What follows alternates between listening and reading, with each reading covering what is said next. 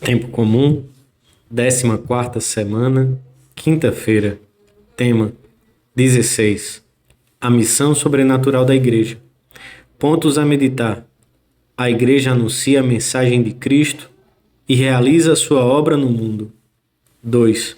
A missão da Igreja é de ordem sobrenatural, mas ela não se desentende das tarefas que afetam a dignidade humana. 3. Os cristãos manifestam a sua unidade de vida mediante a promoção das obras de justiça e de misericórdia. Pelo sinal da Santíssima Cruz, livrai-nos Deus, nosso Senhor, dos nossos inimigos.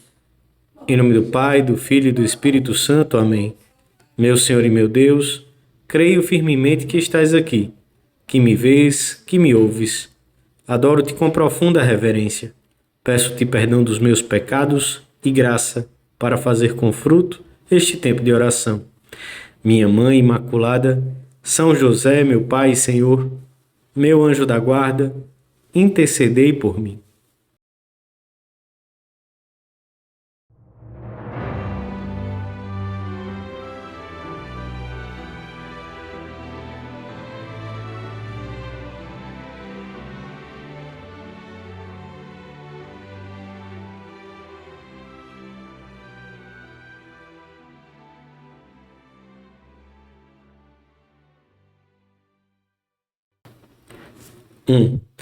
Jesus consuma a obra da redenção com a sua paixão, morte e ressurreição.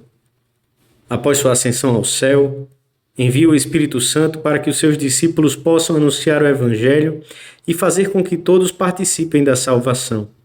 Os apóstolos são, assim, os operários enviados à messe pelo seu dono, os servos enviados para chamarem os convidados às bodas, com a recomendação de encherem a sala do banquete. Mas além desta missão, os apóstolos representam o próprio Cristo e o Pai. Quem vos ouve, a mim me ouve, e quem vos rejeita, a mim me rejeita. E quem me rejeita, rejeita aquele que me enviou. A missão dos apóstolos ficará intimamente unida à missão de Jesus. Como o Pai me enviou, assim também eu vos envio. Será precisamente através deles que a missão de Cristo se estenderá a todas as nações e a todos os tempos. A Igreja, fundada por Cristo e edificada sobre os apóstolos, continua a anunciar a mesma mensagem do Senhor e realiza sua obra no mundo. O Evangelho da missa de hoje narra como Jesus insta com os 12, que acaba de escolher, para que partam e cumpram a sua nova tarefa. Este primeiro encargo é preparação e figura da missão definitiva que o Senhor lhes confiará depois de ressuscitar. Ide, pregai o Evangelho a todas as nações. Eu estarei convosco todos os dias até o fim do mundo. Até a chegada de Jesus, os profetas haviam anunciado ao povo escolhido do Antigo Testamento os bens messiânicos, às vezes com imagens adaptadas à sua mentalidade ainda pouco madura para entenderem a realidade que estava próxima. Agora, nesta primeira missão apostólica, Jesus envia os seus discípulos com a missão de anunciarem que o reino de Deus prometido é iminente e manifestarem os seus aspectos espirituais. O Senhor concretiza o que devem pregar. O reino de Deus está próximo. Não lhes diz nada sobre a libertação do jugo romano que oprimia a nação, ou do sistema social e político no qual deviam viver, ou de outras questões exclusivamente terrenas. Cristo não veio para isso. Nem para isso foram eles escolhidos. Viverão para dar testemunho de Cristo, para difundir a sua doutrina e participar da salvação a todos os homens. Foi o mesmo caminho seguido por São Paulo. Se lhe perguntarmos de que coisas costumava tratar na pregação, ele mesmo as compendiará assim: julguei não dever saber coisa alguma entre vós, a não ser Jesus Cristo, e este crucificado. Fazer com que os homens conhecessem mais e mais Jesus Cristo, com um conhecimento que não se detivesse somente na fé, mas se traduzisse nas obras da vida. Foi nisso que o apóstolo se empenhou com todas as energias do seu coração. A Igreja continuadora no tempo da obra de Jesus Cristo tem a mesma missão sobrenatural que o seu divino fundador transmitiu aos apóstolos. A Igreja nasceu com a missão de expandir o reino de Cristo por toda a terra, para a glória de Deus Pai, a fim de tornar todos os homens participantes da redenção salutar e de orientar verdadeiramente através deles o mundo inteiro para Cristo. A sua missão transcende os movimentos sociais, as ideologias, as reivindicações de grupos.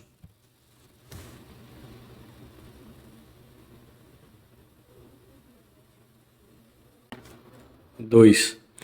Ide e pregai que o reino de Deus está próximo. A missão da nossa mãe, a Igreja, é dar aos homens o tesouro mais sublime que podemos imaginar, conduzi-los ao seu destino sobrenatural e eterno, principalmente por meio da pregação e dos sacramentos. Este, e não outro, é o fim da Igreja, a salvação das almas, uma a uma. Por isso, o Pai enviou o Filho, e eu vos envio também a vós. Daí, o mandato de dar a conhecer a doutrina e de batizar para que a Santíssima Trindade habite pela graça na alma. O próprio Jesus nos anunciou: eu vim para que todos tenham vida e para que a tenham em abundância. O Senhor não se referia a uma vida terrena cômoda e sem dificuldades, mas a vida eterna. Veio libertar-nos principalmente daquilo que nos impede de alcançar a vida definitiva, do pecado, que é o único mal absoluto. Desse modo, dá-nos também a possibilidade de superar as múltiplas consequências do pecado neste mundo, a angústia, as injustiças, a solidão, ou de suportá-las por Deus com alegria, quando não se podem evitar, convertendo a dor em sofrimento fecundo que conquista a eternidade. A Igreja não toma por partido por opções temporais determinadas, como também não fez o seu mestre. Aqueles que, sem fé, o viram quase sozinho na cruz, puderam pensar que tinha fracassado, precisamente por não ter optado por uma das soluções humanas. Nem os judeus, nem os romanos o seguiram. Mas não, foi precisamente o contrário. Judeus e romanos, gregos e bárbaros, livres e escravos, homens e mulheres, sãos e enfermos, todos vão seguindo esse Deus feito homem que nos libertou do pecado para nos levar a um destino eterno, o único em que se cumprirá a verdadeira realização, liberdade e plenitude do homem, feito à imagem e semelhança de Deus, e cuja aspiração mais profunda suplanta qualquer tarefa passageira, por mais nobre que seja. A Igreja tem como missão levar os seus filhos para Deus, para o seu destino eterno, mas não se desentende das tarefas humanas pela sua missão espiritual, anima os seus filhos e todos os homens a tomarem consciência da raiz de que provém todos os males, e insta-os a pôr remédio a tantas injustiças, às deploráveis condições em que vivem muitos homens e que são uma ofensa ao Criador e à dignidade humana. A esperança do céu não enfraquece o esforço pelo progresso da cidade terrestre, mas, pelo contrário, dá-lhe sentido e força. Convém, certamente, distinguir cuidadosamente progresso terrestre e crescimento do reino, que não são da mesma ordem. No entanto, tal distinção não é uma separação, pois a vocação do homem para a vida eterna não suprime, antes confirma a sua missão de pôr em ação as energias e os meios que recebeu do Criador para desenvolver a sua vida temporal. Nós somos corredentores com Cristo e devemos perguntar-nos se levamos aos nossos familiares e amigos o dom mais precioso que temos, a fé em Cristo. E se, ao lado deste bem incomparável, nos sentimos animados, Caritas N Christi urget nos. A caridade de Cristo urge-nos a promover à nossa volta um mundo mais justo e mais humano.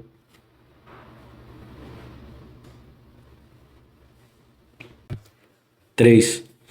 Curai os doentes, ressuscitai os mortos, sarai os leprosos. Já nos começos da Igreja, os fiéis cristãos levavam a fé a todos os lugares.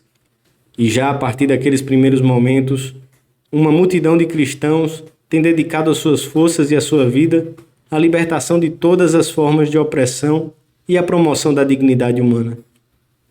A experiência dos santos e o exemplo das suas inumerosas obras a serviço do próximo constituem um estímulo e uma luz para as iniciativas libertadoras que hoje se impõem. Talvez com mais urgência que em outras épocas. A fé em Cristo move-nos a sentir-nos solidários com os outros homens nos seus problemas e carências, na sua ignorância e falta de recursos econômicos. Esta solidariedade não é um sentimento superficial pelos males de tantas pessoas que estão perto ou longe, mas a determinação firme e perseverante de empenhar-se pelo bem comum, quer dizer, pelo bem de todos e cada um, para que todos sejamos verdadeiramente responsáveis por todos. A fé leva-nos a sentir um profundo respeito pelas pessoas, por todas as pessoas, e nunca permanecer indiferentes diante das necessidades alheias. Curai os doentes, ressuscitai os mortos, sarai os leprosos, expulsai os demônios. O seguimento de Cristo manifestar-se-á em obras de justiça e de misericórdia, no interesse por conhecer os princípios da doutrina social da Igreja e por levá-los à prática, em primeiro lugar, no nosso próprio ambiente. De cada um de nós, deveria poder-se dizer no final da vida que, como Jesus Cristo passou, fazendo bem, na família, com os colegas de trabalho, com os amigos, com aqueles que encontramos casualmente. Os discípulos de Jesus Cristo devem ser semeadores de fraternidade em todo momento e em todas as circunstâncias da vida. Quando um homem ou uma mulher vive intensamente o espírito cristão, todas as suas atividades e relações refletem e comunicam a caridade de Deus e os bens do reino. É necessário que os cristãos saibam colocar nas suas relações cotidianas de família, amizade, vizinhança, trabalho e descanso o selo do amor cristão, que é simplicidade, veracidade, fidelidade, mansidão, generosidade, solidariedade e alegria. Dou-te graças, meu Deus, pelos bons propósitos, afetos e inspirações que me comunicaste nesta meditação. Peço-te ajuda para os pôr em prática. Minha Mãe Imaculada, São José, meu Pai, Senhor, meu anjo da guarda, intercedei por mim.